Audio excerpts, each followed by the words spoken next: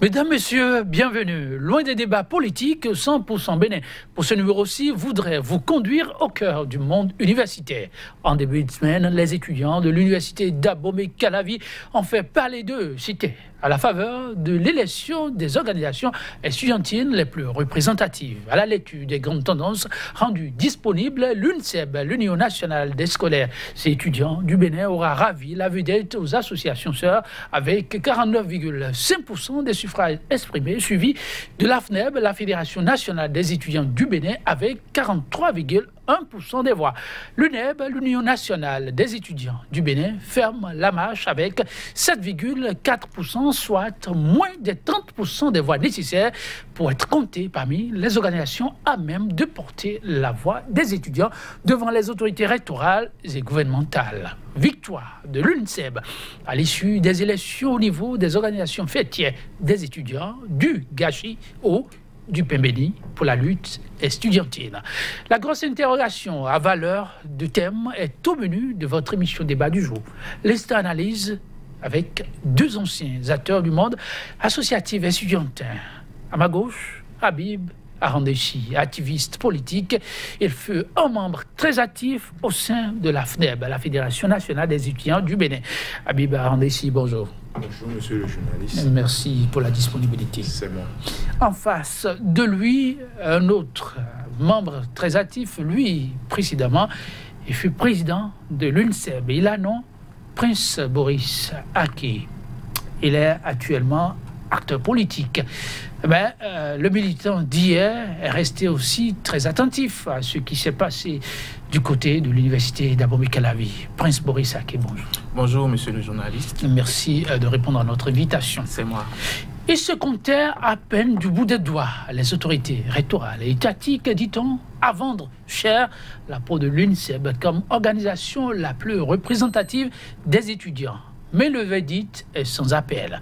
Par 49,5% des suffrages, elle tient la dragée haute aux organisations sœurs, devenant du coup la principale voix avec qui il faudra négocier chaque fois qu'il sera question de porter les intérêts des étudiants. Habib Arandessi, ce fut une actualité qui a motivé, focalisé l'attention de bon nombre d'anciens membres d'associations estudiantines, dont vous, qu'on a vu de temps à autre quand on promenait nos caméras, même sur le terrain. Comment avez-vous vécu l'issue de cette élection? Merci, monsieur le journaliste. Il faut signaler que c'était quand même pour nous un défi de mobilisation.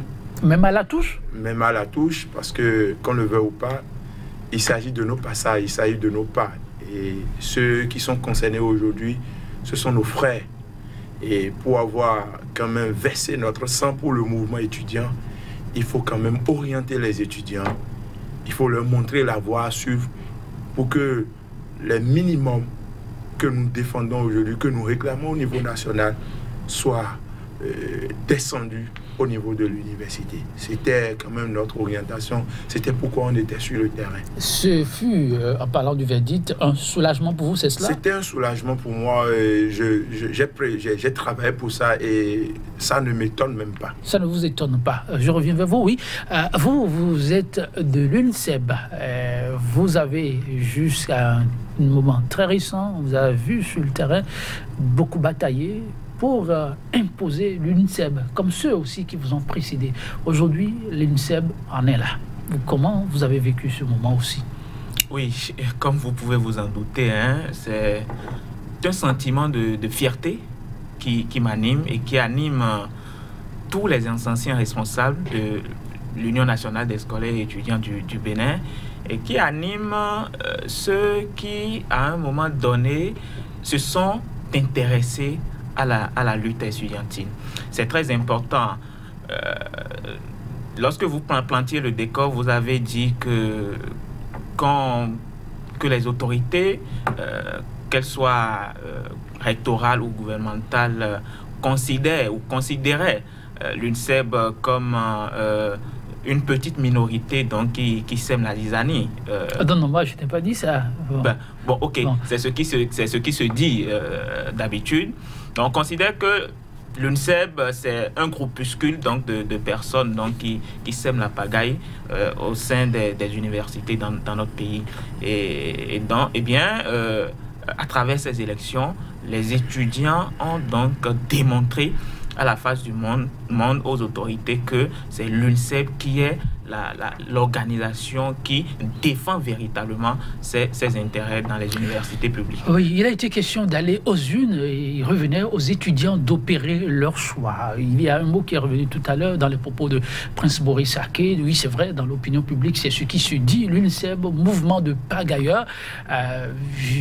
Beaucoup se demandent comment on est arrivé à ce résultat. Vous, Habib Randessi, on vous a connu comme militant très actif, et je l'ai dit, au sein de la FNEB. Que l'UNSEB en soit ravi la vedette à tous, vous avez compris cela?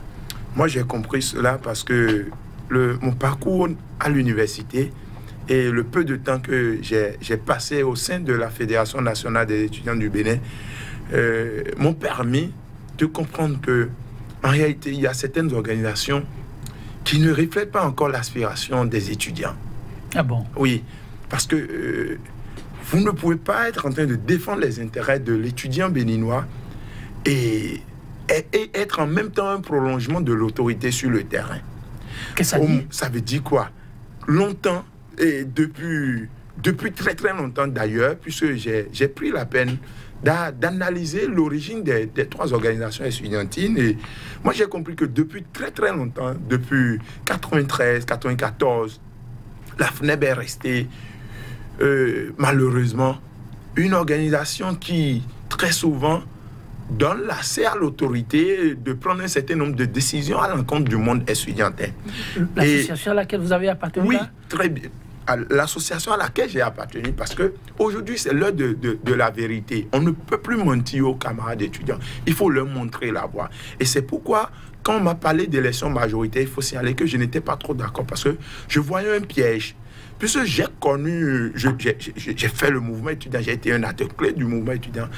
Je voyais déjà l'issue de ces élections qui était d'imposer l'organisation qui est plus accessible à l'autorité et qui est la FNEB. C'est ce que vous avez projeté. Oui, quand on analyse, c'était un peu ça. Parce que celui même qui a nibelé tout le décret et autres est un ancien responsable d'étudiants, un ancien président FNEB. Ceux qui sont aujourd'hui au gouvernement, ils sont pleins à être des anciens présidents FNEB. Et je voyais déjà l'issue. Et c'est là que je me suis dit, mais est-ce que tu vas rester silencieux, neutre par rapport à tout ce qui va se passer, et puis on va banalement imposer une organisation qui, l'autorité prend une décision, elle se contente de lever pour dire il n'y a pas grève, et puis sans satisfaction aucune? Non. Alors là, les étudiants te poseront des questions après, puisqu'on en aura pour 3 ans. Puisque les élections de syndicats majoritaires, l'organisation qui sera la plus représentative, ou bien les organisations qui seront majoritaires, vont parler au nom des étudiants pendant 3 ans. Donc, alors là, il faut situer les camarades étudiants. C'est là que je me suis rangé aux côtés de l'UNSEB, parce que j'ai connu l'UNSEB. Et depuis, même dans l'histoire, l'UNSEB est resté incorruptible.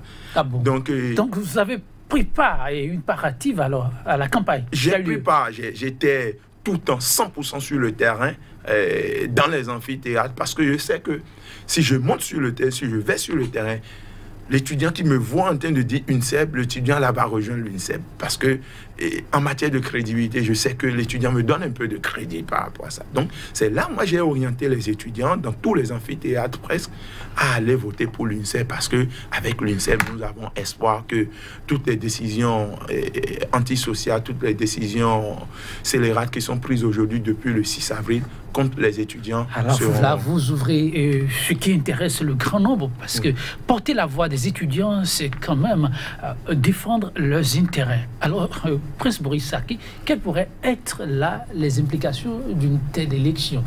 Défendre les intérêts des étudiants. L'UNSEB pourra-t-elle vraiment mener et convenablement une mission comme celle-là? Oui, déjà il faut vous dire que moi, ma satisfaction n'est pas totale, en ce sens que l'UNSEB aujourd'hui, pour le compte de l'université d'Abomey-Calavi, n'est pas la seule organisation ou le seul syndicat à pouvoir parler au nom des étudiants sur les 3 prochaines années. Il y a la FNEB qui est arrivée deuxième après les décomptes des votes. Et donc, elle a obtenu 43% donc, des suffrages exprimés et va pouvoir aussi parler au nom des étudiants. Et je pense que le mouvement syndical a besoin des acteurs de conviction, des acteurs qui sont convaincus de ce qu'ils défendent, qui sont prêts à aller véritablement au charbon pour préserver non seulement les acquis, mais aussi aider les étudiants quand même à obtenir satisfaction de leurs revendications. Ça dit que votre souhait aurait été que l'UNICEF vienne avec un résultat sans appel ou elle sera la seule à porter la voix, comme vous dites que vous n'êtes pas tout à fait satisfait? Bien sûr, parce que tout le monde connaît, c'est un secret de polichinelle, que la seule organisation qui est prête à tout pour que les droits fondamentaux des étudiants ne soient pas bafoués par les autorités, c'est l'Union nationale des scolaires et étudiants du Bénin. Et les faits passés le démontrent assez bien. Vous pouvez aller questionner l'histoire. L'UNICEF, c'est quand même les Rodolphe Seyanka, c'est les Landry Macmonsé, les André Assé, les Damien Degbe, les Olivier Bossi-Ponon. L'UNICEF, c'est moi-même, Prince Boris Aké. Et vous savez ce que chacun de ces acteurs importants de l'UNICEF, chacun de ces responsables, anciens responsables de l'UNICEF, ont vécu. Sur André Yaouvi Assé, on a tiré à bout portant sur l'esplanade de la FASEG. Moi-même, qui suis en train de vous parler, j'ai été arrêté un 16 août à l'université, j'ai été molesté pendant des heures et des heures. On m'a amené après à la compagnie de gendarmerie. On a tenté donc de me crever l'œil et un gendarme me fait après l'aveu selon lequel l'objectif, l'ordre qu'ils ont reçu, c'est de pouvoir donc me rendre handicapé pour dissuader ceux qui vont oser continuer le mouvement. Habib Arandessi est là. Vous savez ce qu'il a vécu. Sur lui aussi, on a tiré à bout portant. Et comme si cela ne suffisait pas, il a été incarcéré, resté pendant des semaines en prison. Voilà. Et donc, est-ce votre militantisme qui en est la cause, ou plutôt un peu trop de déviance de votre côté? C'est le militantisme qui en est véritablement la cause. Parce que vous savez quoi? L'oppresseur est prêt à tout pour écraser celui qui se met au travers de son chemin. Mais lorsque vous allez à l'université, est-ce que vous êtes fiers de l'université, des universités publiques que nous avons au Bénin? Non, mais rien ne va. Et ça, il faut avoir le courage de le dire. Mais la lutte estudiantine, c'est aussi dans le quotidien des étudiants. Dans les amphithéâtres, dans les laboratoires, dans les bus de transport public, dans les restaurants universitaires. Mais tout va de mal en pis.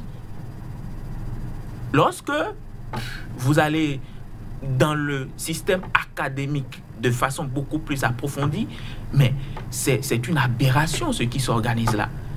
Et les seuls qui n'ont pas froid aux yeux de le faire remarquer aux autorités universitaires, c'est encore les militants et les responsables de l'Union nationale des scolaires et étudiants de Bénin. Donc moi, je pense que c'est de ces gens d'acteurs que le mouvement syndical étudiant a besoin, et non donc de ceux qui viennent à la tête des organisations pour faire leurs affaires, pour faire tout le temps la courbette aux autorités, pour bénéficier après de quelques avantages.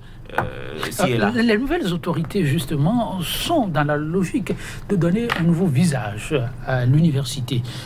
En peu de mots, moderniser les centres universitaires au Bénin. Et pour ça, il leur faut en face des voix crédibles, mais aussi des oreilles attentives. On a souvent reproché aux responsables d'antan, dont vous, de n'être pas souvent attentive, de n'être pas perméable, de n'être pas simplement disponible pour des dialogues francs, constructifs.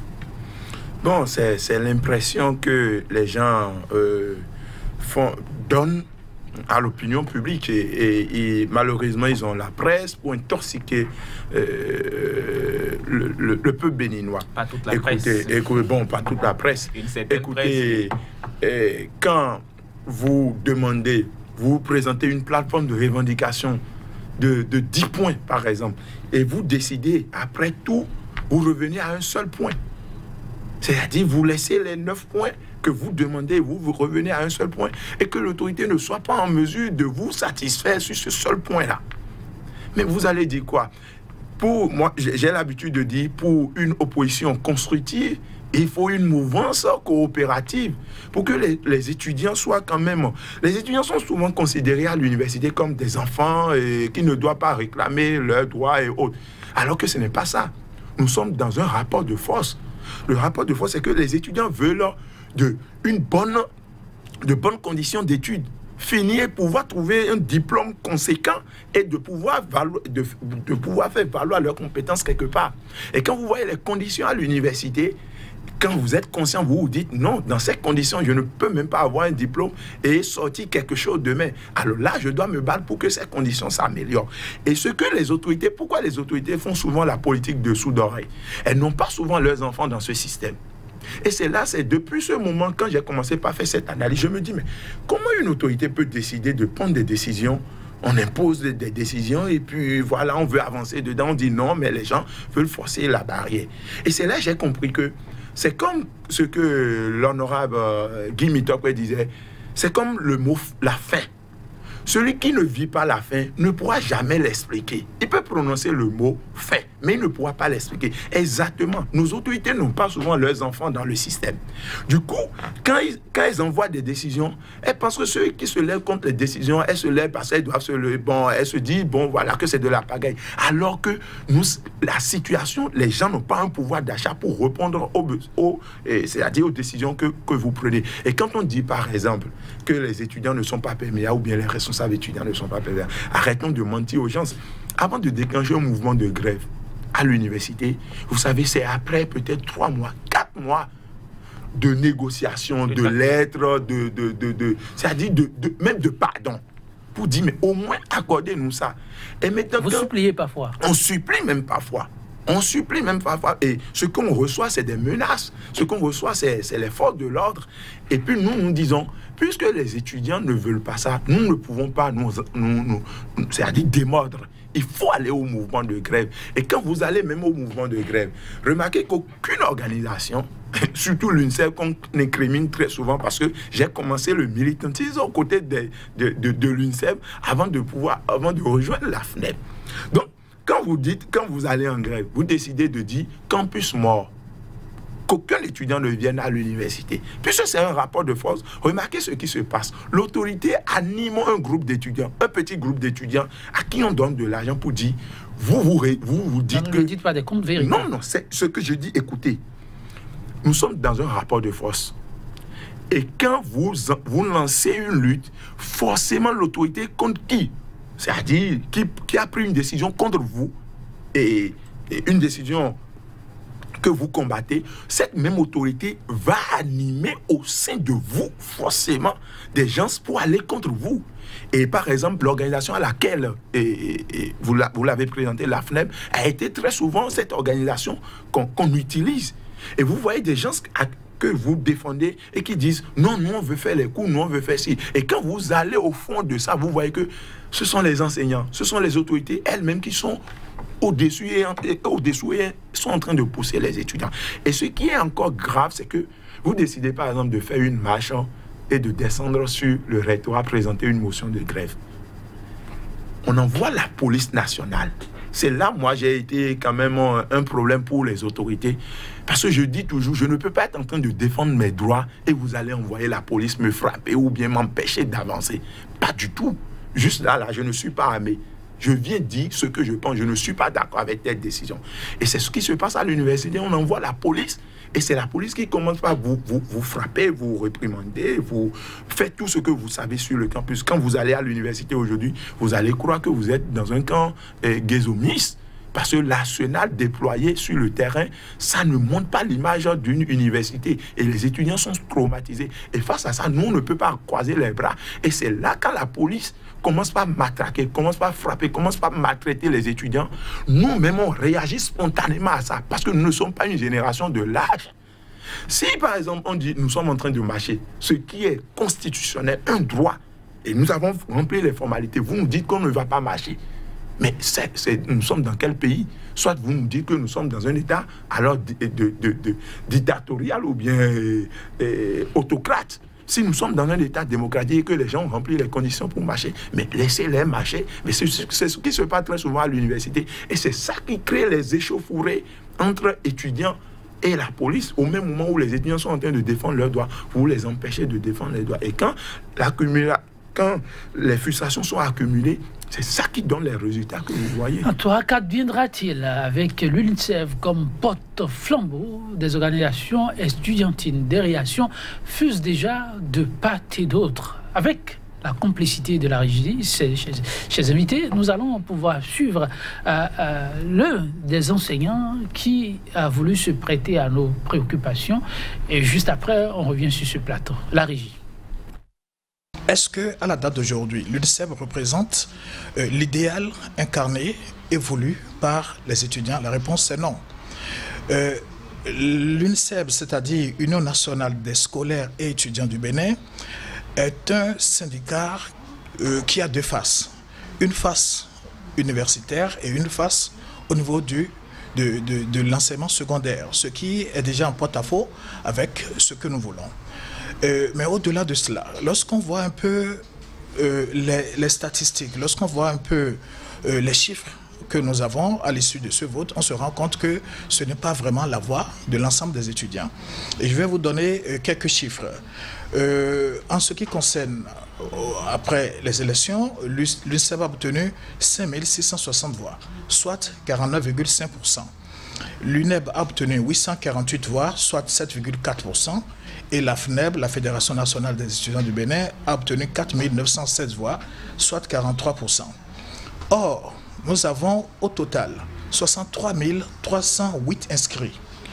Le nombre de votants étant de 11 665, le taux de participation s'élève alors à 18,43%. Qu'est-ce qui s'est passé entre temps pour que les étudiants ne sortent pas? C'est là toute la problématique. Lorsque nous avons 63 308 inscrits et qu'à l'arrivée, on n'a que 11 665 votants, ça pose un problème. Il y a un écart de près de 50 000 voix. Et qu'est-ce qui s'est passé en temps? C'est là toute la problématique. Richard Blaka, à l'instant, qui s'interroge sur ce qui s'est passé, mais sa toute première question, c'est: est-ce que l'UNICEF est suffisamment représentative? Les étudiants épousent-ils l'idée de savoir que désormais, ils vont devoir avoir l'UNICEF comme interface idéale avec les autorités? Pour lui, la question est non. Mais ensuite, la question du taux de participation. Votre réaction, je me retourne d'abord vers le président, l'ancien président de l'UNICEF, c'est Prince Bruissaki. Oui. C'est triste de lire ces genres de réactions. D'abord, je voudrais faire remarquer que monsieur qu'on a suivi, je n'ai pas fait Richard Blaka, il faut le préciser pour nos téléspectateurs, il fut aussi un militant de première de la lutte estudiantine.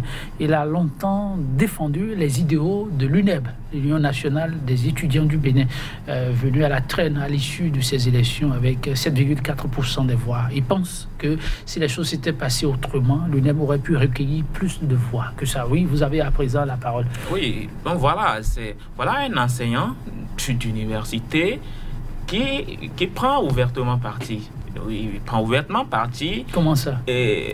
Parce qu'il dit que l'UNICEF remporter les élections générales à l'université d'Abomey-Calavi, ce n'est pas ce qu'ils auraient ou ce que lui, il aurait décidé, il aurait voulu. Voilà. ben, moi, je me pose la question de savoir de qui est-ce qu'il est en train de parler en réalité. Il parle du taux de participation, mais avant le taux de participation, pourquoi dites-vous de qui il est en train de parler? Il est un enseignant, j'imagine, et je l'ai dit aussi, il fut membre du mouvement associatif. Il s'agit de l'UNEB, et donc il connaît un peu les réalités de l'université. Je pense qu'aujourd'hui, il n'est plus membre de l'Union nationale des étudiants du Bénin, UNEB. Aujourd'hui, il est enseignant à l'université et il doit s'évertuer à rester le plus impartial possible dans ses prises de position en ce qui concerne le mouvement étudiant. Parce que lui, il est enseignant d'université. Il donne ses enseignements à des étudiants qui sont militants de l'UNSEB, militants de l'UNEB, militants de la FNEB. En tant que tel, il n'a pas d'autre choix que de rester impartial pour tout le moins dans ses interventions publiques. Mais bon, on passe là-dessus. Maintenant, il parle du taux donc, de participation des élections. Même dans une république, lorsqu'on organise les élections, ce ne sont pas tous en tout cas dans notre pays, ce ne sont pas tous les citoyens béninois qui sortent pour aller voter. Et dans le cas précis des élections à l'université d'Abomey-Calavi, ce qu'il faut dire aux gens, c'est que tous les étudiants, à la date donc, du 9 juillet 2018, n'avaient pas encore validé leur inscriptions à l'université d'Abomey-Calavi. Parce que je ne sais pas si vous maîtrisez bien le système d'inscription. L'actuel système en place, oui, on a suivi. L'actuel système en place, c'est beaucoup de procédures, c'est beaucoup d'étapes donc qu'il faut passer, par lesquelles il faut passer avant donc de pouvoir valider son inscription. Or, les tests qui ont été ébauchés pour organiser ces élections ont fait obligation donc aux étudiants donc de se munir de leur carte d'étudiant et de leur fiche de validation. Alors que à la date du 9 juillet 2018, ils sont encore une myriade d'étudiants qui n'avaient pas encore pu valider leurs inscriptions pour pouvoir avoir accès donc au vote. À part ça, il parle il dit que l'UNSEB a une connotation universitaire et une connotation scolaire. Cet argument-là, pour moi, ne pèse pas une plume parce que l'UNSEB a ses représentations partout. C'est vrai que l'UNSEB s'occupe donc des questions liées donc à la défense des droits des élèves et aussi à la défense des droits des étudiants. Mais l'UNSEB a ses représentations partout. Elle a les sections scolaires. Ça ne devrait pas poser problème. Et les sections universitaires. Donc pour moi, ça ne devrait pas poser de problème. Habib Arandissi, vous l'avez suivi, vos réactions? Il faut dire que c'est normal, hein, venant de ce professeur. Autre réaction m'aurait étonné parce que le connaissant, bon, je connais un peu ce professeur. Il faut dire qu'il est du côté du pouvoir. Moi, je dis les choses telles qu'elles sont. Il est du côté du pouvoir. C'est-à-dire, un professeur est pour la République. Je suis d'accord avec vous, mais un professeur qui a une obédience politique et qui est très proche du pouvoir en place, c'est tout à fait normal qu'on ait c'est un acteur politique. C'est un acteur politique. Et on peut me démontrer le contraire. C'est un acteur politique. Et je peux vous donner, même si vous voulez, son parti politique. Qu'on le veuille ou pas, c'est normal qu'il ait ces genres de réactions parce que l'UNSEB, vous savez, a été toujours l'organisation qui est toujours restée devant les autorités pour dire on ne vacille pas, on reste debout parce que c'est ce que les étudiants veulent. Si les étudiants disent nous ne voulons pas, nous-mêmes, nous allons vous dire que nous ne voulons pas. Bon, revenons à sa réaction. Vous savez, vous l'avez présenté tout à l'heure comme un militant de l'UNEB. Il fut militant de l'UNEB. C'est eux qui ont galvaudé le mouvement étudiant. Qui, eux? Oui. Parce que ces anciens qui disent qu'ils ont été responsables d'étudiants. Parce que quand vous voyez même l'histoire de l'UNEB, aujourd'hui, il y a certains responsables, heureusement pour le mouvement étudiant, qui ont un peu soigné l'image de l'UNEB. des gens comme Bokossa et même le président Alain, l'actuel président. Mais il y a des anciens. Regardez même l'histoire de l'UNEP. L'UNEP a été créée pour déstabiliser la FNEP. Qu'on se dise la vérité. Ceux qui ont créé l'UNEP sont toujours vivants. Ceux qui ont créé la FNEP sont toujours vivants. Et ceux qui ont créé l'UNICEF sont toujours vivants. Et quand ils condamnent même l'UNICEF, ça veut dire qu'ils ne connaissent pas l'origine de l'UNICEF. Au début, c'était la FNEP. Et c'est les mêmes acteurs qui ont créé la FNEP. Et c'est eux qui ont été divisés par le pouvoir pour venir créer l'UNEP. Nous connaissons les conditions dans lesquelles Irénée Agossa est sorti de la FNEP pour aller créer l'UNEP. Et nous savons comment les Séraphins Agbangbata et autres sont partis de la FNEP qui a été divisée. On a laissé l'aile du gouvernement au gouvernement et ils sont partis de là pour aller créer l'UNICEF pour rester quand même incorruptible, pour rester fidèle aux aspirations des étudiants. Donc, quand on me dit qu'il est militant de ancien militant de l'UNEP, ça se comprend. Maintenant, revenons à la représentativité de l'UNICEF.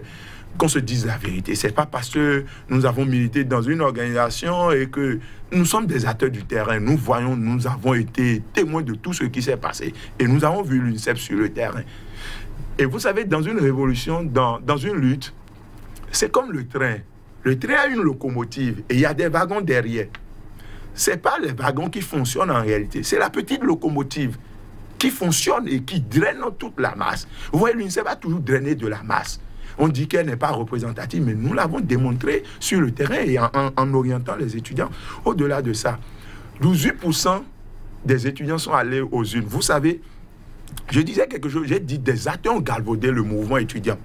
Quand des étudiants vous disent allez au front, nous ne sommes pas d'accord avec telle décision, et vous déclenchez un mouvement de grève, sans aucune satisfaction, vous vous levez pour dire on suspend notre motion, on donne 6 mois et 6 semaines de moratoire au gouvernement. Mais si vous êtes sérieux et conséquent, après les 6 semaines, d'abord, les étudiants ne vous ont pas demandé de suspendre votre motion, vous l'avez fait, et vous avez donné un moratoire de 6 semaines. Si vous êtes sérieux, après les 6 semaines, vous rappelez les étudiants pour leur dire, les 6 semaines sont passées, mais le gouvernement n'a pas réagi. Quelle est l'orientation? Là, vous faites allusion, quoi. Je fais allusion à la FNEP, par exemple, qui a perdu toute sa crédibilité, et surtout cette année, parce qu'il y avait une lutte qui a été enclenchée et déclenchée contre la suppression des allocations universitaires. Vous savez, il y a un décret du 10 mars que tout le monde fredonne aujourd'hui. Toujours d'actualité, qui limite d'abord, d'une part, l'accès aux bourses et aux aides universitaires, d'une part, et qui supprime d'autre part les allocations universitaires en cours de cursus. Ça veut dire quoi? Si vous venez aujourd'hui à l'université avec 10 de moyenne et que vous excellez en première année et que vous avez par exemple 14 de la première année en deuxième année, vous n'avez droit absolument à rien. Ça veut dire qu'on est en train de tuer l'excellence comme ça. Et par rapport à ça, les 3 organisations se sont mis ensemble sous l'égide des étudiants eux-mêmes. C'est les étudiants qui ont poussé les 3 organisations à rentrer en grève. Et par rapport à ça, on était au beau milieu de la grève. Après 3 mois de grève, nous on a fait 6 mois, 7 mois de grève dans ce pays avant d'être écoutés. Ça veut dire que l'autorité est crampée souvent dans sa position. Il faut l'amener à comprendre ce qu'on dit. Mais après 3 mois, la FNEP, puisque c'est la ministre Atanasso elle-même qui a demandé aux 3 organisations de lever leur motion de grève, et 2 sont restés fidèles à l'Assemblée générale, à la dernière Assemblée générale qui dit soit nous avançons avec les 16 jours sur 7, soit nous réduisons à 112 heures. L'Assemblée n'a jamais demandé qu'on suspend la motion de grève. Et puis c'est la ministre Atanasso qui a demandé que les 3 organisations suspendent leur motion de grève.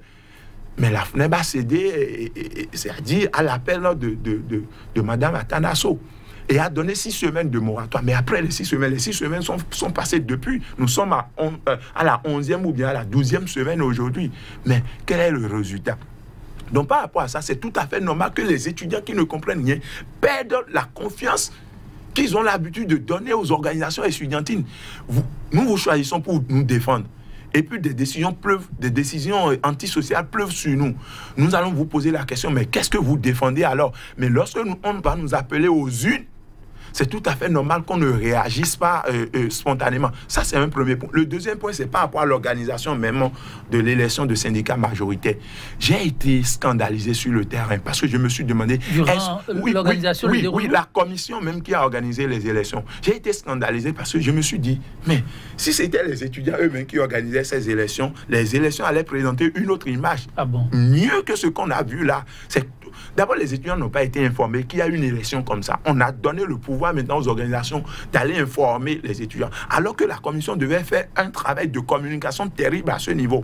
Et la période même dans laquelle les élections ont été organisées, c'est seulement la FASEG, une partie de la FAS et quelques écoles qui étaient au cours.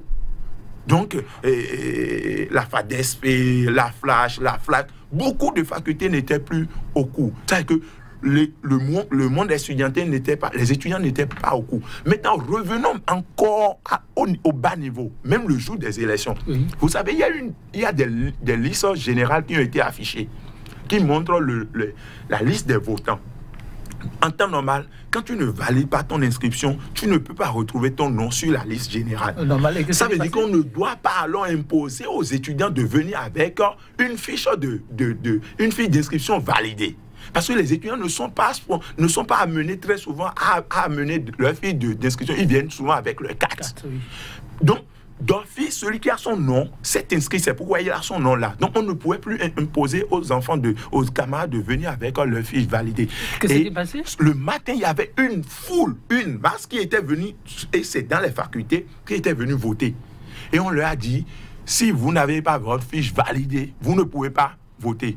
Et c'est parce que nous sommes allés à la commission pour dire, mais vous avez affiché une liste générale des gens qui se sont inscrits. Mais pourquoi vous leur exigez encore une fiche validée alors qu'ils ont leur carte? Et c'est là la commission, après 3 heures de temps, a demandé à tous les étudiants qui ont leur nom au niveau de la liste générale et au niveau des bureaux de vote d'aller voter avec leur... Entre-temps, certains étaient rentrés? Beaucoup étaient rentrés. C'est le premier niveau. Le deuxième niveau, vous savez, dans les trucs ont été faits c'est-à-dire comme les trucs ont été faits de façon exprès, c'est-à-dire exprès. Mais exprès, dans quel dessin? Exprès dans l'objectif de bouleverser les facultés. Parce que vous savez, ceux qui subissent très souvent les décisions dont nous parlons, c'est au niveau des facultés. Ceux qui souffrent des trahisons de certains responsables en griffe de la fenêtre, c'est les étudiants de la faculté. C'est eux qui ont vraiment compris. Parce que les étudiants des écoles ne sont pas très moulés dans la lutte. Donc, on sait que déjà au niveau des facultés, l'UNICEF va battre le record. L'UNICEF va bouleverser les choses parce que les étudiants ont donné un crédit à l'UNICEF. Donc, qu'est-ce qu'on a fait? On est allé installer des bureaux de vote dans des salles de profs. Vous avez été sur le terrain où des étudiants ne savaient même pas. Vous passez à des endroits, vous ne savez même pas qu'il y a un bureau de vote là. Comment on peut installer des bureaux de vote dans des salles de profs, dans des laboratoires, dans des bibliothèques? Et comment on veut que l'étudiant, c'est-à-dire, aille voter? Donc, la faible taux de participation, c'est lié c'est lié d'abord à l'organisation des élections. Et encore, autre irrégularité qu'il faut souligner, des étudiants qui voient le nom au niveau de la liste générale. On leur dit bureau de vote 109. Ils viennent au niveau du bureau 109, ils n'ont pas leur nom au niveau du bureau 109. Comment vous pouvez expliquer ça? Prince Maurice Aké, c'est-à-dire que si on prorogeait, le professeur Richard Blaka, en intervenant tout à l'heure, a dénoncé le faible taux de participation. Et lorsqu'on suit votre vis-à-vis, c'est à croire que le verre est dans le fruit, que ce serait fait à dessein. Soit. Si les choses étaient faites autrement, c'est-à-dire que les résultats seront encore et toujours en faveur de l'UNICEF.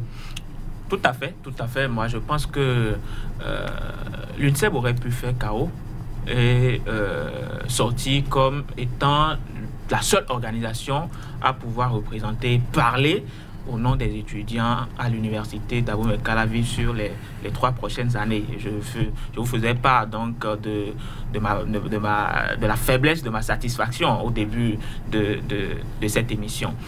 Comme Habib Arandissi l'a su bien dire, moi j'ai suivi un peu les choses de loin parce que bon, je n'étais pas à l'université, je ne suis plus responsable à l'université, responsable des étudiants, je suis sur d'autres fronts. Mais par rapport à ça, il faut le dire, hein, il faut le dire parce qu'il faut que vos téléspectateurs le sachent. Il y a des anciens responsables, de la Fédération nationale des étudiants du Bénin, aujourd'hui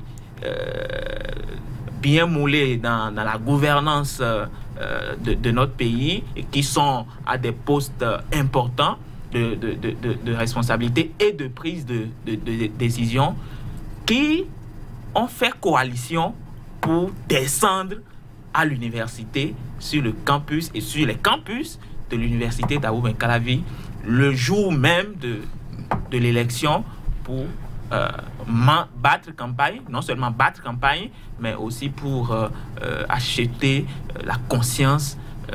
À ce niveau aussi, il y a d'achat de conscience à l'université? Ils ont essayé d'acheter la conscience des étudiants. Ils ont mis des moyens à la disposition des responsables des bureaux d'union d'entités pour qu'ils aillent chercher des étudiants. Ils ont même acheté des procurations au niveau de certains étudiants.